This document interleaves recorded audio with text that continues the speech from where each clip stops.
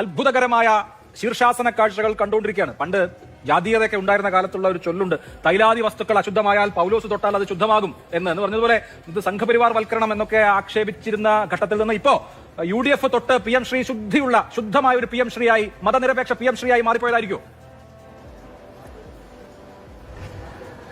സംശയമിതുമില്ല.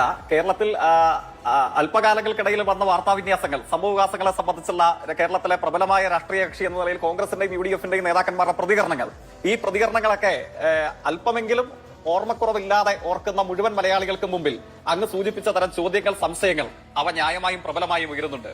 ഇപ്പോൾ തെരഞ്ഞെടുക്കപ്പെട്ട ഗവൺമെന്റ് അധികാരത്തിൽ വന്നിട്ട് കുറച്ച് ദിവസങ്ങൾ, ഒരു മാസത്തിന്റെയൊക്കെ ആയുസ് എത്തുന്നതേ ഉള്ളൂ. ഈ സമയത്തിനകം എങ്ങനെയാണ് ഒരു ഗവൺമെന്റിനെ രാഷ്ട്രീയമായ പക്വതകളെ അല്ലെങ്കിൽ ലഭ്യമായ വിവരങ്ങളുടെ അടിസ്ഥാനത്തിൽ വിമർശിക്കാൻ, ശക്തമായ ചോദ്യങ്ങൾ ഉയർത്തി ചോദ്യശരങ്ങൾ ചെയ്തുകൊണ്ട് സർക്കാരിനെ വിലയിരുത്താൻ നിങ്ങൾക്കെന്ന അവകാശം എന്നുള്ള ചോദ്യമൊക്കെ പല കോണുകളിൽ നിന്ന് നമ്മൾ വ്യത്യസ്ത ഘട്ടങ്ങൾ ഉയർന്നു കേട്ടിട്ടുണ്ട്. പക്ഷെ പ്രത്യേകത എന്താണ്? നിങ്ങൾ നോക്കൂ, തെരഞ്ഞെടുക്കപ്പെട്ട ഗവൺമെന്റ് നമ്മുടെ നാട്ടിൽ ഇടതുപക്ഷത്തെ വലിയ സീറ്റുകളുടെ ഭൂരിപക്ഷത്തോടെ തോൽപ്പിച്ച് അധികാരത്തിൽ വന്നു. മുഖ്യമന്ത്രിയും സംഘവും തെരഞ്ഞെടുക്കപ്പെട്ട കോൺഗ്രസിന്റെ വലിയ നേതാക്കന്മാർ ഒക്കെ നമ്മുടെ മുമ്പിലുണ്ട്. പക്ഷേ ഈ ഗവൺമെന്റ് കഴിഞ്ഞൊരു മാസക്കാലം മാത്രം ഒന്ന് പരിശോധിച്ച് നോക്കിയാൽ ഈ ഗവൺമെന്റിന്റെ നേതൃത്വം നൽകുന്ന UDF അത് യുണൈറ്റഡ് ഡെമോക്രാറ്റിക് ഫ്രണ്ട് ആണെന്ന് നമുക്ക് പറയാൻ കഴിയുമോ?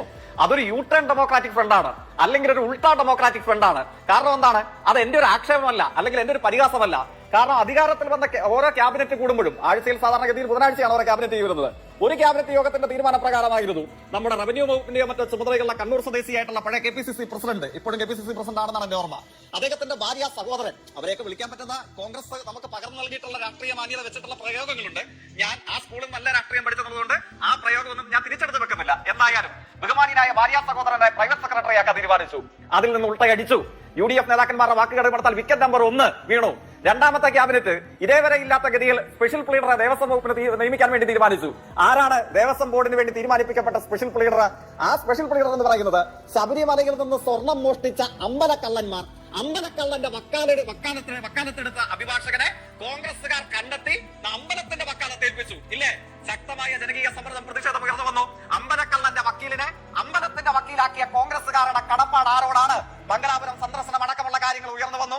ആര്യാടൻ പോലും കണ്ടിട്ടില്ലാത്ത ആര്യാടന്റെ ബന്ധുവിനെ കാണാൻ ചാർട്ട് ചെയ്ത ഫ്ലൈറ്റിൽ കോടാനുകോടി വിലമതിക്കുന്ന കാറിൽ പോയതിനെ സംബന്ധിച്ചുള്ള ചോദ്യങ്ങൾ ഉയർന്നു വന്നു. അപ്പോഴോ ഉൾട്ടാ നമ്പർ 2, യൂട്ടേൺ നമ്പർ 2 ഉണ്ടായി. എന്ത് ചെയ്തു? അമ്പലക്കള്ളന്റെ വക്കീലിനെ താൽക്കാലികമായെങ്കിലും കോൺഗ്രസുകാർ, നമ്മുടെ UDF-കാർ കൈയൊഴിഞ്ഞു. മൂന്നാമത്തെ ഉൾട്ട ഇവിടെ എത്തിയിരിക്കുകയാണ്. അതാണ് ബഹുമാനപ്പെട്ട പ്രേക്ഷക സമൂഹം PM ശ്രീ എങ്ങനെ ഇവർ കണ്ടെത്തി എന്നുള്ളതാണ് ഞങ്ങൾക്ക് അത്ഭുതം. കാരണം എന്താണ്? നമ്മുടെ തദ്ദേശ സ്വയംഭരണ സ്ഥാപനങ്ങളുടെ വകുപ്പ് മന്ത്രി അത് അറബിക്കടലിൽ ചവിട്ടിത്താഴ്ത്തിയതാണ്. എനിക്ക് തോന്നുന്നു അദ്ദേഹത്തിന്റെ സഹയാത്രികൻ നമ്മുടെ ചർച്ചയിൽ പങ്കെടുക്കുന്നുണ്ട്, ലീഗിന്റെ പ്രതിനിധിയായിട്ട്. മറ്റൊരു നേതാവ്, UDF-ന്റെ നേതാക്കന്മാർ പറഞ്ഞത് BJP-യുമായിട്ടുള്ള ഡീലിനെ തുടർന്ന് ഞങ്ങൾ അധികാരത്തിൽ വന്നാൽ ഇതിന്റെ ഹൃദയം തകർക്കുമെന്നുള്ളതാണ്. കോൺഗ്രസുകാർ ഹൃദയം തകർത്ത, തദ്ദേശ മന്ത്രി അറബിക്കടലിൽ ചവിട്ടിത്താഴ്ത്തിയ BJP ബാന്ധവത്തിന്റെ രജതരേഖയായി കോൺഗ്രസും UDF-ഉം കൊട്ടിഘോഷിച്ച ഈ PM ശ്രീ ഇപ്പോ ഒരു വിശുദ്ധ PM ശ്രീയാണ്. ലീഗിന്റെ പ്രതിനിധി സമയം കിട്ടുമ്പോൾ പറഞ്ഞാൽ മതി, ഏത് സ്കൂബ ഡൈവിംഗ് സംഘത്തെ, ലീഗിന്റെ മറ്റേ വൈറ്റ് വാളണ്ടിയർ സേനയോ അങ്ങനെ മറ്റോ ഉണ്ടല്ലോ, ഏത് വാളണ്ടിയർ സേനയെ അയച്ചിട്ടാണ് നിങ്ങളുടെ തദ്ദേശ മന്ത്രി അറബിക്കടലിൽ ചവിട്ടിത്താഴ്ത്തിയ RSS ബാന്ധവത്തിന്റെ രജതരേഖയായി PM ശ്രീയെ ഇപ്പൊ നിങ്ങളെടുത്ത് എങ്ങനെ തപ്പിയെടുത്തു? ലീഗിന്റെ പ്രതിനിധി സമയം കിട്ടുമ്പോൾ പറഞ്ഞാൽ മതി, കോൺഗ്രസിന്റെ പ്രതിനിധിക്കും പറയാം, നിങ്ങൾ ചവിട്ടിത്താഴ്ത്തിയതാണ്, നിങ്ങൾ ഹൃദയം